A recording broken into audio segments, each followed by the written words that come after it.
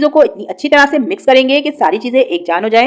ये देखिए तीनों की तीनों चीजों को हम बिल्कुल अच्छी तरह मिक्स करेंगे। अब हम इसमें ऐड करेंगे एक अंडा। गाइस ये देखिए मैंने अंडा इसमें ऐड कर दिया है। अगर आप चाहें तो स्किप कर सकते हैं अंडे को। ये देखिए हमारे कबाब का मसाला तैयार हो गया है। मैंने एक ट्रे ली है बड़ी सी और अब हम कबाब बना के इस पे रखते रहेंगे। देखिए मैं किस तरह से कबाब बना रही हूँ गाइस, और इस तरह से बनाकर हम जो है ट्रे पे रखते रहेंगे। एक पेड़ा लेंगे, इसको इस तरह से हाथ से गोल करेंगे और फिर इस तरह कबाब की शिकल दे देंगे इसको।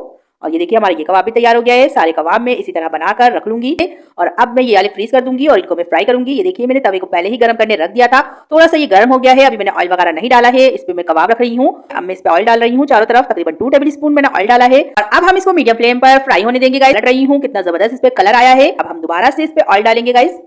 ऑयल डालने के बाद हम मीडियम फ्लेम पर ही इसकी दूसरी साइड को भी अच्छे से सेक लेंगे। ये देखिए दोनों साइड जो है इसकी अच्छी तरह सेक चुकी है। मैं आपको दिखा रही हूँ पलटकर, बहुत ही जबरदस्त खुशबू भी आ रही थी इसमें से। तो आप देख सकते हैं दोनों साइडें जो है इसकी कितनी अच्छी जो है फ्राई हो गई हैं। ये देखिए गाइस हमारे कबाबों का फाइनल लुक कितना जबरदस्त लग रहा है।